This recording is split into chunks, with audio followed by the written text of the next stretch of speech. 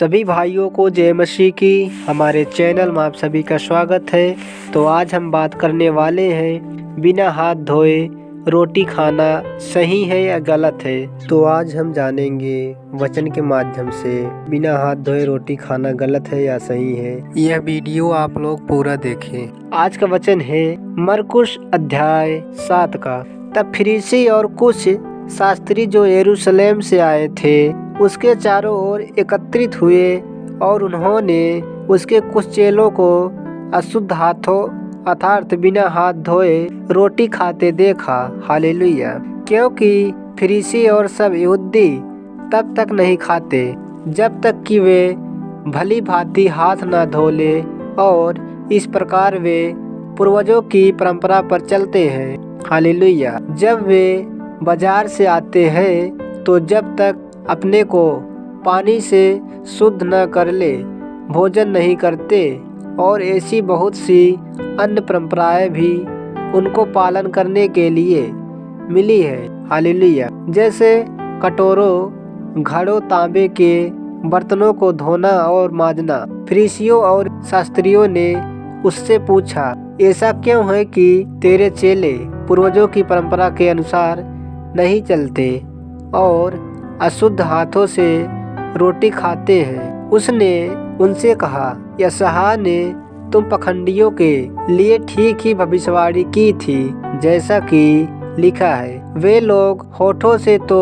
मेरा आदर करते हैं परंतु इनका हृदय मुझसे दूर है। हालेलुया।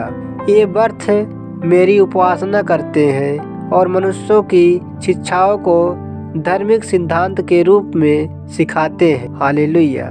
परमेश्वर की आज्ञा को टालकर तुम मनुष्यों की परंपरा का पालन करते हो।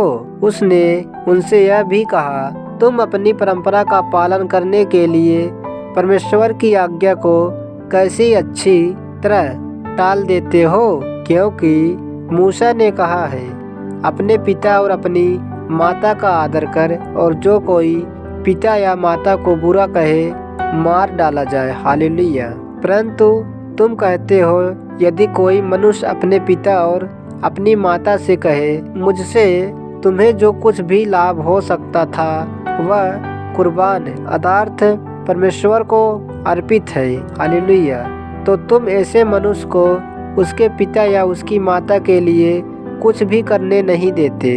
इस प्रकार तुम परमेश्वर के वचन को अपनी परंपरा के द्वारा जो तुमने ठहराई गई है अमान्य करते हो, और तुम बहुत से ऐसे ही काम करते हो। और भीड़ को फिर अपने पास बुलाकर वह लोगों से कहने लगा, तुम अब मेरी सुनो और समझो। ऐसी कोई वस्तु नहीं जो मनुष्य में बाहर से समाकर उसे अशुद्ध करे।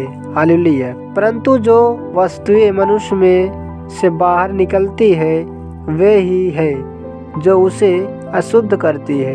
हालेलुया। यदि किसी के सुनने के कान हो तो सुन ले। और जब भीड़ को छोड़कर उसने घर में प्रवेश किया तो उसके चेलों ने इस दृष्टांत के विषय में उससे पूछा।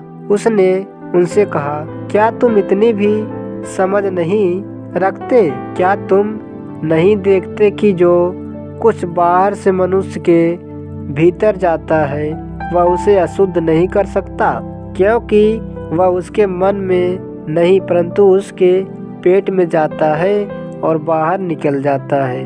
हालेलुया। इस प्रकार उसने सब भोजन वस्तुओं को अशुद्ध ठहराया। फिर उसने कहा, जो मनुष्य में से निकलता है वही मनुष्य को अशुद्ध करता है, क्योंकि भीतर से अर्थात मनुष्यों के मन से कुविचार, व्यभिचार, चोरी, हत्या, परस्त्री। आमीन।